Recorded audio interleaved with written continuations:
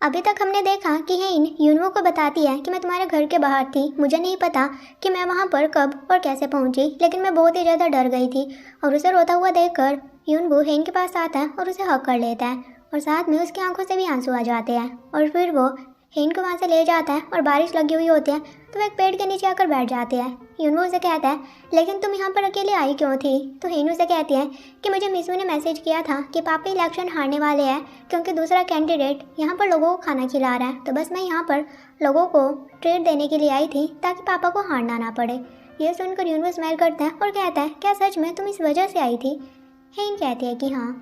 और तभी वहाँ पर हेन को ढूंढते हुए यूनवो की फैमिली आ जाती है और हेन को देखकर वो रोने लगते हैं और कहते हैं, हमें तुम्हारी काफ़ी फिक्र हो गई थी, हमें लगा पता नहीं तुम कहाँ पर चली गई। और उन्हें इस तरह से रोता हुआ देखकर हेन भी काफ़ी इमोशनल हो जाती है। फिर वो सभी घर आते हैं और यूनवो की फैमिली हेन और यूनवो कहते हैं कि तुम दोनों आराम से सो जाओ, अगर किसी चीज़ की ज़रूरत हुई तो हमें बता देना। तो वो कहते हैं कि ठीक है। फिर हेन यूनवो कहती है कि मुझे अपने बाल सुखाने हैं, क्या यहाँ पर ड्रायर है? यूनवो कहता है कि हाँ। वो उसे ड्रायर देता है लेकिन वो काफ़ी पुराना होता है, हेन से वो चल नहीं रहा होता है। तो यूनवो से बताता है कि तुम इसे ऐसे चलाओ। तो हेन ट्राई करती है लेकिन फिर भी वो नहीं चलता। तो यूनवो खुद से ही हेन के बाल सुखाने लगता है। वो दोनों एक दूसरे काफ़ी क्लोज होते हैं। तो हेन कह देती है कि बस मेरे बाल सूख गए, अब मैं ठीक हूँ। तो यूनवो पीछे हो जाता है। वहीं हम सुचोल को देखते हैं जो कि किम सियोन को हेन की वीडियो दिखाता है और कहता है कि देखो, हेन अपने इन-लॉज के घर गई हुई थी और वहाँ पर उसने लोगों को ट्रीट भी दी थी। ये देखकर हेन की मम कहती है कि हेन ने आज तक मुझे मेरे बर्थडे पर सरप्राइज़ नहीं दिया और वहाँ जाकर तो ये काफ़ी खुश लग रही है। वहीं यूनवो हेन को कहता है कि क्या तुम्हें भूख लगी है? हेन कहती है कि नहीं, मुझे यहाँ पर इन्होंने काफ़ी कुछ खिला दिया। और वहीं सुचोल और किम सियोन देख रहे होते हैं कि हेन को वहाँ के गाँव वालों ने काफ़ी कुछ खिलाया था और हेन उनके साथ काफ़ी खुश होती है।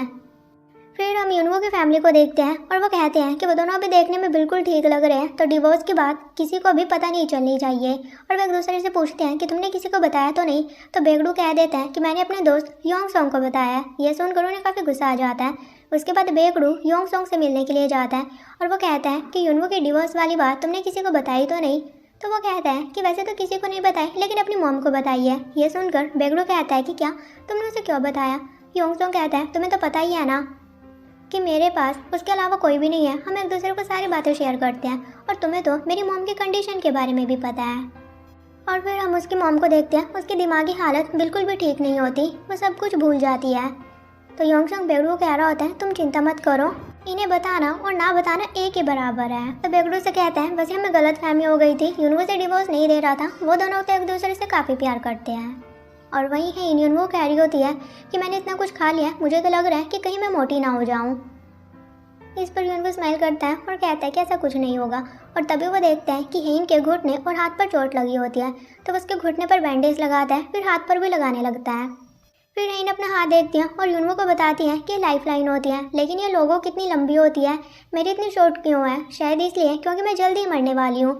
इस पर यूनवो से चिल्लाते हुए कहता है, तुम्हें कुछ भी नहीं होगा और तुमने खुद भी कहा था ना कि तुम ऐसे नहीं मर सकती, और तुम्हें जर्मनी के एक ट्यूमर सेंटर के बारे में पता है जो कि तुम्हें रिकवर कर सकता है। हेन कहते हैं कि हाँ पता है, लेकिन मैंने ऐसा नहीं कहा था कि वो मुझे फुली रिकवर कर देगा। फिर हेन उसे कहती है कि क्या तुम मेरे साथ जर्मनी चलोगे? ऐसा नहीं है कि मैं वहाँ पर अकेली जाने से डरती हूँ, लेकिन मेरी बीमारी के बारे में सिर्फ तुम्हें ही पता है, तो मैं चाहती हूँ कि तुम मेरे साथ चलना। इस पर यूनवो कुछ भी नहीं कहता और उसे कहता है, क्या तुम्हारी चोटें तुम्हें दर्द कर रही है? और वो हेन के काफ़ी क्लोज आ जाता है और उसे किस करने वाला होता है। हेन भी अपनी आंखें क्लोज कर लेती है, लेकिन फिर यूनवो एकदम से पीछे होता है और वो बाहर ही चला जाता है और खुद से कह रहा होता है कि यूनवो, क्या तुम पागल हो गए थे? तुम्हें क्या कर रहे थे? क्या तुम हेन को किस करना चाहते थे? और जाते हुए कह रहा होता है कि हेन काफ़ी डरी हुई है, मुझे उसे अकेला नहीं छोड़ना चाहिए, लेकिन नहीं, मैं वापस नहीं जा सकता। और वहाँ से चला जाता है। और वहीं हेन कह रही होती है कि वो भागा नहीं होगा, मुझे लगता है कि उसे कुछ काम होगा, वो थोड़ी देर में आ जाएगा। लेकिन हम यूनवो को यूनताई के साथ देखते हैं, दोनों साथ में बैठकर ड्रिंक कर रहे होते हैं। यूनताई उसे कहता है कि क्या तुम्हारी और हेन का झगड़ा हो गया? तो वो कहता है कि नहीं, ऐसा कुछ नहीं है। यूनताई कहता है, मतलब कि तुम उसे बिना बताए बाहर आ गए हो, तो तुम्हें अभी वापस चले जाना चाहिए, अभी वो तुम्हें माफ़ भी कर देगी। यूनवो कहता है कि ऐसा कुछ नहीं है, मुझे वापस नहीं जाना। वही हेन देखती है कि काफ़ी टाइम हो चुका है, क्या वो मुझसे डर गया है? उसे क्या लगा था कि मैं उसे जिंदा ही खा जाऊंगी? क्या मैं इतनी ज़्यादा डरावनी हूँ? और वो यूनवो को मैसेज करती है कि तुम कहाँ पर हो? तो युनवो कहता है कि तुम सो जाओ, मेरा वेट मत करना। तो ये देखकर हेन कहती है कि ठीक है, मुझे सो जाना चाहिए, और वह सोने की कोशिश करती है लेकिन उसे नींद नहीं आती। और वह युनवो को देखने के लिए खुद ही बाहर आ जाती है और युनवो को युनताई के साथ देखती है। युनताई उसे कह रहा होता है कि तुम्हें अब हेन के पास जाना चाहिए, वरना वो अकेली ही सो जाएगी। युनवो कहता है इसलिए तो मैं यहाँ पर बैठा हूँ ताकि वो सो जाए और मुझे रूम में जाना ही ना पड़े। उसकी ये बात सुनकर हेन पीछे ही रुक जाती है। मुझे काफ़ी गुस्सा आता है और वो अपने रूम के अंदर चली जाती है। और वहीं युनवो खुद को कह रहा होता है कि मुझे हेन को पसंद करने की ज़रूरत नहीं है। और वो वहीं पर लेटकर स्टार देखने लगता है लेकिन उसकी आंखों से आंसू आ जाते हैं। और वहीं हेन खुद को कह रही होती है कि हाँ ठीक है, वैसे भी हमें साथ में सोने की ज़रूरत नहीं है, इतने टाइम से हम दोनों अकेले ही तो सो रहे हैं। फिर हमें फ्लैशबैक में दिखाया जाता है कि वर्कर्स हेन के घर से उनके होने वाले बेबी का रूम का सारा सामान बाहर निकाल रहे होते हैं। तो युनवो कहता है कि तुम यह सामान बाहर क्यों निकाल रहे हो? तो वो कहते हैं कि हेन ने हमें ऐसा करने के लिए कहा है। तो युनवो गुस्से में हेन के पास आता है और कहता है कि तुम यह सारा सामान बाहर क्यों निकलवा रही हो? तो हेन कहती है क्योंकि अब हमें उस रूम की ज़रूरत नहीं है। और ऐसा वो इसलिए कहती है क्योंकि हेन का मिसकैरेज हो चुका होता है, लेकिन वो कैसे ये अभी हमें नहीं दिखाया जाता। इस पर युनवो को काफ़ी गुस्सा आता है और वो वापस रूम में आता है और वर्को को कहता है कि यहाँ से बेड मत हटवाना क्योंकि मैं यहीं पर सोना चाहता हूँ। और फिर वो बेड पर लेट जाता है और उसके रूफटॉप पर एक स्टार रह जाता है, जिसे देखकर वो ज़ोर ज़ोर से रोने लगता है। वहीं हम हेन को देखते हैं जो कि अपने अल्ट्रासाउंड को देख रही होती है और उसे देखकर वो भी रोने लगती है। उसे फाड़ने की कोशिश करती है लेकिन नहीं फाड़ पाती। वहीं प्रेजेंट में हम देखते हैं कि हेन काफ़ी सैड होती है। फिर सुबह को युनवो अपने रूम में आता है और वो हेन को कहता है क्या आज तुम जल्दी उठ गई? हेन कहती है तुम्हें क्या लगता है कि मैं रात को सोई थी? युनवो कहता है क्या तुम सोई नहीं थी? लेकिन हेन उसे बिना कुछ कहे बाहर आ जाती है और अब वो दोनों वापस सियोल आने वाले होते हैं। और युनवो की मॉम हेन को कहती है कि माना कि काम ज़रूरी है लेकिन तुम अपनी हेल्थ पर ध्यान देना। तो वो कहती है कि ठीक है, साथ में वो उन्हें खाने के लिए कुछ सामान भी देती है। और तभी वहाँ पर योंग सॉन्ग और उसकी मॉम भी आ जाती है और उसकी मॉम युनवो कहने लगती है कि तुम बिल्कुल भी चिंता मत करना, डिवोर्स कोई बड़ी बात नहीं होती, और वैसे भी मैं भी अपने पति को डिवोर्स देना चाहती थी। यह सुनकर उनकी तो बोलती बंद हो जाती है, लेकिन वो जैसे कैसे उस लेडी को वहाँ से ले जाती है। तो हेन सोचती है कि ये किस बारे में बात कर रही थी। तो मीसू हेन को कहती है कि ये तो ऐसे ही कह रही थी, वैसे भी इसकी दिमागी हालत ठीक नहीं है। और फिर हेन और युनवो वहाँ से चले जाते हैं और मीसू, युनताई और उसका पापा वहीं पर बैठ जाता है। तो युनताई उन्हें कहता है कि ये दोनों रात को एक साथ नहीं सोए थे। तो मीसू कहती है पहले तो ये दोनों एक दूसरे के प्यार में पागल थे, लेकिन अब पता नहीं इनका प्यार कहाँ पर गायब हो गया। और वो उन्हें बताती है, जो कि हमें फ्लैशबैक में दिखाया जाता है, मीसू ने हेन को कुछ पैसे दिए थे और वो कहती है कि तुम युनवो से ब्रेकअप कर लो। और वैसे भी हमें पता चला है कि तुम गरीब हो, तुम ऐसे कपड़े डालती हो जिसमें कि होल्स है। हेन कहते हैं कि क्या वो होल्स वाले कपड़े नहीं होते, बल्कि उन्हें विंटेज क्लॉथ कहा जाता है। मीसू कहती है ऐसे प्रिटेंड करने की ज़रूरत नहीं है जैसे कि तुम अमीर हो। और वैसे भी आजकल लड़कियां ऐसे लड़कों से शादी करती हैं जिनके पास गवर्नमेंट जॉब होती है, तो तुम्हें युनवो को छोड़ देना चाहिए। और तभी वहाँ पर युनवो आ जाता है और मीसू कहता है कि तुम हेन को क्या कुछ कह रही थी? मीसू कहती है मैंने तो कुछ भी नहीं कहा, बस मैं तो इसे तुमसे ब्रेकअप करने के लिए कह रही हूँ, और वैसे भी हेन तुम्हारी टाइप की नहीं है। तो हेन कहते हैं कि क्या? तो फिर मुझे बताओ कि युनवो का टाइप क्या है? तो मीसू कहते हैं कि युनवो एक soft and kind hearted girl deserve करता है, तुम में तो गुस्सा ही इतना है। और वैसे भी स्कूल टाइम में इसकी एक आइडियल टाइप लड़की हुआ करती थी। तो हेन युनवो कहती है क्या सच में? युनवो कहता है वो सारी तो पास्ट बात है, अभी तो मैं सिर्फ तुमसे प्यार करता हूँ। और वो हेन को वहाँ से ले जाता है। हेन साथ में वो पैसे भी ले जाती है।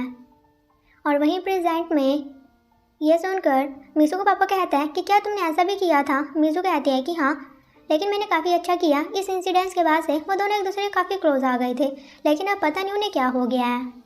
फिर हम हेन और युनवो को देखते हैं। हेन युनवो को कहते हैं कि तुम ऐसा मत सोचना कि कल मैं इसलिए नहीं सो पाई क्योंकि मैं तुम्हारा वेट कर रही थी। युनवो कहता है कि हाँ, मैंने ऐसा कब कहा? हेन कहती है कि मैं इसलिए नहीं सो पाई क्योंकि मैंने स्लीपिंग पिल्स नहीं लिए थे और मुझे अपने बेड के अलावा कहीं पर नींद नहीं आती, और वैसे भी मैं ऐसी लड़की हुई नहीं जो कि किसी का वेट करूँ। युनवो कहता है कि हाँ मुझे पता है, मुझसे बेहतर तुम्हें कौन ही जान सकता है। इस पर हेन को और गुस्सा आता है और वो काफ़ी फास्ट चलने लगती है। और तभी वहाँ पर अम्ब्रेला लेकर युनसंग आ जाता है और हेन को कहता है कि तुम्हारा अम्ब्रेला कहाँ पर है, और वो अपने साथ हेन को अंदर ले जाता है। और वह पीछे मुड़कर युनवो को देखता है और युनवो उसे देख रहा होता है। फिर वो अंदर जाते हैं और हेन युनवो को देखती है और वह युनसंग को कहती है कि मैं चेंज करके आती हूँ। यह बोलकर हेन ऊपर चली जाती है। तो यूनवू यूनसंग को कहता है कि तुम यहाँ पर क्या कर रहे हो। तो यूनसंग कहता है कि हेइन की मॉम ने मुझे यहाँ पर इनवाइट किया है और वैसे भी मैं और हेइन को बिजनेस से रिलेटेड काम होता है तो यहाँ पर रहना ही सही है। क्या तुम इस वजह से अनकंफर्टेबल हो रहे हो? यूनवू कहता है अगर मैंने तुम यहाँ से जाने के लिए कहा तो क्या तुम जाओगे? यूनसंग कहता है कि नहीं। तो यूनवू कहता है फिर तुम पूछ क्यों रहे हो? ये बोलकर यूनवू अंदर चला जाता है। वही हेइन देखते हैं कि उसके हाथ की लाइफलाइन की लाइन को किसने पेन से लंबा कर दिया होता है और वो कह रही होती है कि किसने किया होगा और वो मिट भी नहीं रहा होता है। फिर हेइन नीचे आती है और यूनसंग को कहती है कि यूनवू कहाँ पर है। यूनसंग कहता है कि वो ऊपर गया था, क्या वो रूम में नहीं है? इस पर हेइन चुप हो जाती है। तो यूनसंग कहता है क्या तुम दोनों अलग अलग सोते हो? और हमें फ्लैशबैक में दिखाया जाता है कि ग्रेस ने यूनसंग को पहले ही बता दिया था कि वो काफ़ी टाइम से दोनों अलग ही सोते हैं और जब वो दोनों साथ में होते हैं उनका हमेशा ही झगड़ा हो जाता है। लेकिन चेयरमैन यूनवू काफ़ी मानते हैं। यूनवू जो भी कहता है चेयरमैन उनकी सारी बातें मानता है। यूनसंग कहता है मतलब कि यूनवू हमारे प्लान में रुकावट बन सकता है। और वहीं प्रेजेंट में यूनसंग हेइन को कह रहा होता है कि तुम दोनों ठीक तो हो ना? हेइन कहते हैं कि हाँ, तुम ऐसा क्यों पूछ रहे हो? तो यूनसंग कहता है कि नॉर्मली हस्बैंड अपने वाइफ के मेल फ्रेंड की वजह से काफ़ी परेशान हो जाते हैं, लेकिन जब मैंने यूनवू से पूछा कि तुम मुझे लेकर अनकंफर्टेबल तो नहीं हो तो उसने कह दिया कि नहीं, मुझे फ़र्क नहीं पड़ता। लेकिन वही हम यूनवू को देखते हैं तो इसका अपोजिट ही होता है। वो तो काफ़ी परेशान हो रहा होता है और सोच रहा होता है कि यूनसंग यहाँ पर क्या कर रहा है, ये यहाँ से जा क्यों नहीं रहा है। और तभी उसे याद आता है कि यूनसंग ने उसे कहा था कि वो और हेइन पहले रिलेशनशिप में हुआ करते थे और उनका रिलेशनशिप काफ़ी अच्छा था। तो यूनवू ये सोच के कह रहा होता है कि बेशक तब उनका रिलेशनशिप अच्छा होगा, लेकिन अभी तो हेइन की शादी हो चुकी है ना। फिर हम यूनसंग और हेइन को देखते हैं जो कि अपनी मॉम के घर आते हैं और सोचल उन्हें कह रहा होता है कि मीडिया वालों को ऐसा लगता है कि हमारे और हेइन के घर अलग अलग है, लेकिन हमारे बेसमेंट एक दूसरे से कनेक्टेड है। और फिर किम सेन हेइन को अपने साथ खाना खाने के लिए कहती है। हेइन कहते हैं कि मुझे भूख नहीं है, आप खा लीजिए। किम सेन कहते हैं कि हाँ, भूख कहाँ से होगी, तुमने अपनी इन-लॉज के घर पर खाना जो खाया वो भी तुम हंस हंस के खा रही थी। तो हेइन कहती है तुम्हें इसमें क्या दिक्कत है अगर मैं उनके साथ हंस भी रही थी? किम सेन कहती है मुझे कोई दिक्कत नहीं है, लेकिन इससे पहले मैंने तुम्हें इस तरह से हंसते हुए नहीं देखा। तो हेइन कहती है तुमने कौन सा कभी मेरी तरफ देखकर स्माइल की है? और वो कहती है मुझे भूख नहीं है। ये बोलकर हेइन वहाँ से चली जाती है। फिर यूनसंग और सोचल बात कर रहे होते हैं। सोचल उसे कहता है कि हेइन स्टार्टिंग से काफ़ी गुस्से वाली है, उसकी तरफ से मैं तुमसे माफ़ी मांगता हूँ। और वह यूनसंग को कहने लगता है कि आगे चलकर हेइन का काम मैं ही संभालने वाला हूँ और वैसे भी अभी से मेरे ऊपर काफ़ी रिस्पॉन्सिबिलिटीज़ है। और उसके बातें सुनकर यूनसंग को तो हंसी आ रही होती है। तो सोचल उसे ये भी बताता है कि मेरी मॉम रिसेंटली एक शमन से मिली थी जिसने कि कोविड-19 को पहले ही प्रिडिक्ट कर दिया था और साथ ही बताया था कि चेयरमैन को शिकार करने के लिए नहीं जाना चाहिए। साथ ही वो उसे एक चार्म दिखाता है और कहता है कि इसे मैंने अपनी प्रोटेक्शन के लिए रखा हुआ है। और ये देखकर तो यूनसंग को और भी हंसी आ जाती है। फिर हम हेइन को देखते हैं जो कि डॉक्टर से मिलने के लिए आई हुई होती है और उसे वो वही जर्मनी के सेंटर के बारे में बताती है और कहती है कि वो मुझे ठीक कर सकते हैं। तो डॉक्टर उसे कहता है कि वो तुम्हें फुली रिकवर नहीं कर सकते तो तुम्हें थोड़ा वेट करना चाहिए। हेइन कहते हैं कि नहीं, अब मैं वेट नहीं कर सकती और वैसे भी मेरे ठीक होने के 50% से ऊपर चांसेस हैं और मैं जिंदा रहने का कोई ना कोई तरीका ढूंढ ही लूँगी। ये बोलकर वो वहाँ से जाने लगती हैं। तभी वो हॉस्पिटल में अपनी कंपनी के उसी एम्प्लॉय को देखती है जिसका बेटा हॉस्पिटल में होता है और वो उससे पूछती है अब तुम्हारा बेटा कैसा है? तो वो कहता है कि मेरा बेटा आईसीयू में है और उसका जूस का बिजनेस होता है। तो हेइन उसे कहती है कि कल से मुझे अपने और अपनी कंपनी के वर्कर के लिए तुमसे ये जूस खरीदना है और वैसे इसलिए करती हैं ताकि उसे फाइनेंशियली कोई प्रॉब्लम ना हो। ये बोलकर वो वहाँ से चली जाती है और ये सुनकर एम्प्लॉय बहुत ही ज़्यादा खुश हो जाता है और वह हेइन को दूर से ही थैंक यू कह रहा होता है। फिर हम यूनवू सूजल को चेयरमैन और ब्योमजुन के साथ देखते हैं। वो एक लैंड को लेकर डिस्कस कर रहे होते हैं। तो सूजल उन्हें कहता है कि इस लैंड में यूनसंग इन्वेस्ट करने वाला है और इस बिजनेस में वो 900 बिलियन के करीब पैसा लगाने वाले थे।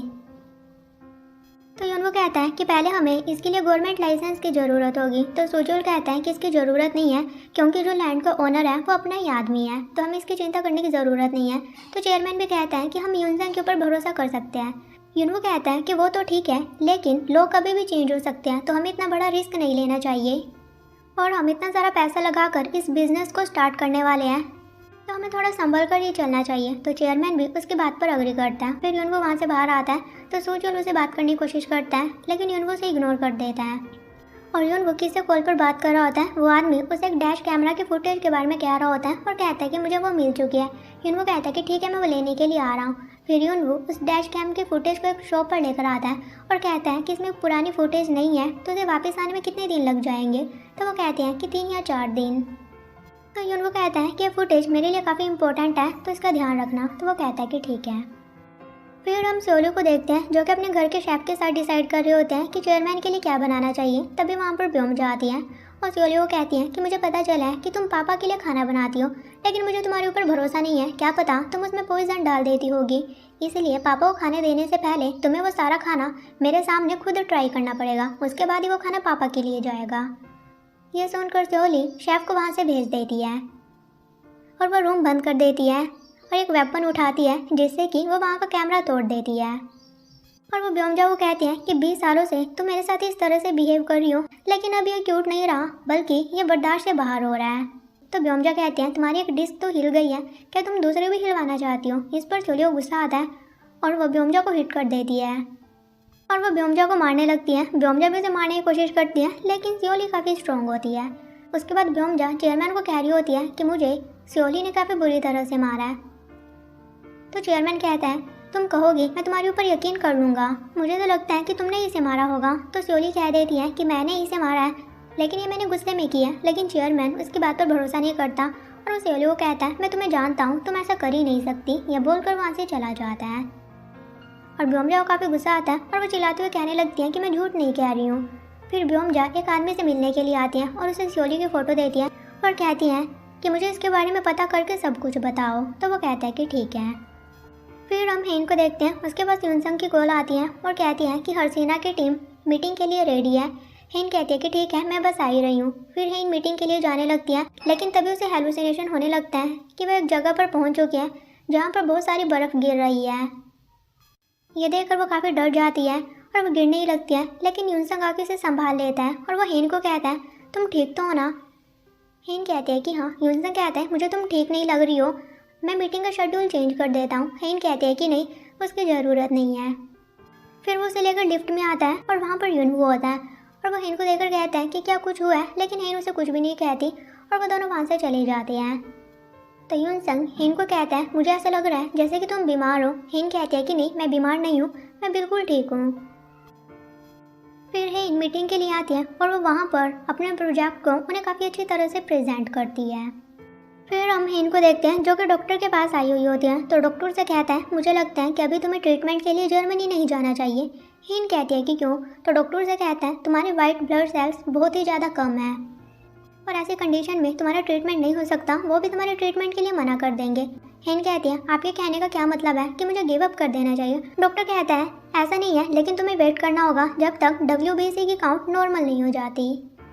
हेन कहती है मेरे पास इतना टाइम नहीं है कि मैं वेट कर सकूं। यह बोलकर वो बाहर आती है, लेकिन वो जाने से पहले डॉक्टर को कहती है कि मैं बिल्कुल ठीक हूँ और मुझे बिल्कुल भी दर्द नहीं है। अगर मुझे पेन होता तो मुझे पहले ही पता चल जाता कि मुझे ट्यूमर है।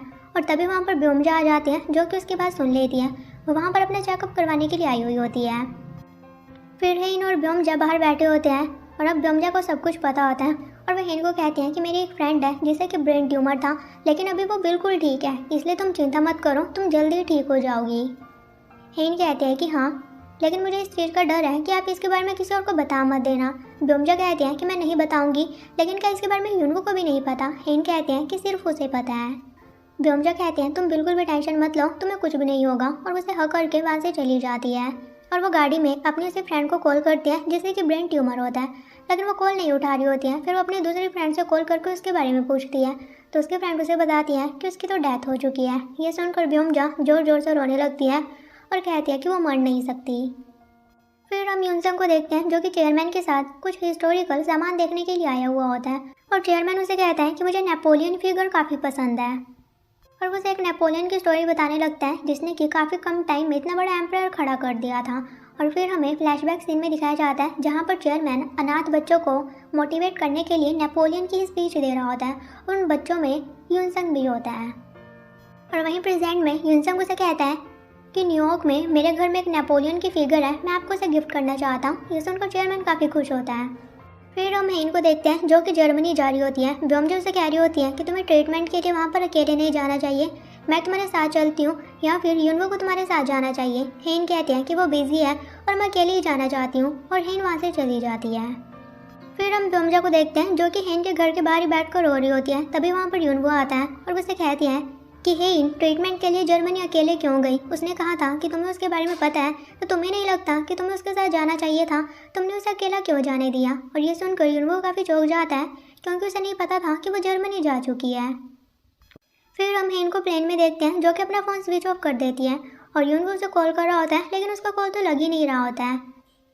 फिर हम युनवो को उसके फ्रेंड यांगी के साथ देखते हैं और यांगी से बात कर रहा होता है लेकिन युनवो बिल्कुल भी ठीक नहीं लग रहा होता है। तो यांगी से कहता है कि अब तुम पहले वाले युनवो नहीं रहे। पहले जब तुम्हारी वाइफ अब्रॉड जाया करती थी तो तुम बहुत खुश हुआ करते थे, लेकिन अब ऐसा नहीं लग रहा है। और वो उसके फ़ोन में देखते हैं वो जर्मनी का टेम्परेचर चेक कर रहा होता है। तो यांगी कहता है तुम ऐसे प्रिटेंड कर रहे हो जैसे कि तुम हेन को पसंद नहीं करते, लेकिन तुम मानो या ना मानो तुम उसे बहुत प्यार करते हो। तो युनवो कहता है कि ऐसा कुछ भी नहीं है। यांगी कहता है कि अभी भी देर नहीं हुई है, तुम्हें हेन के पास वापस जाना चाहिए। तभी यांगी के पास उसकी वाइफ की कॉल आ जाती है और वो उसे बात करने के लिए साइड में चला जाता है। वहीं हम हेन को जर्मनी में देखते हैं जो कि अपनी टेस्ट करवा रही होती है, लेकिन वो बहुत ही ज़्यादा सैड होती है। फिर हम युनवो को देखते हैं जो कि हेन का एक इंटरव्यू देख रहा होता है जिसमें कि हेन से उसके ड्रीम के बारे में पूछा जाता है। तो हेन कहती है कि मेरा पहला ड्रीम यही है कि मैं 1 ट्रिलियन क्लब को ज्वाइन करना चाहती हूँ और अपनी सेल को नंबर 1 पर लेकर आना चाहती हूँ। फिर उससे पूछा जाता है कि इसके अलावा आप क्या करना चाहती हो।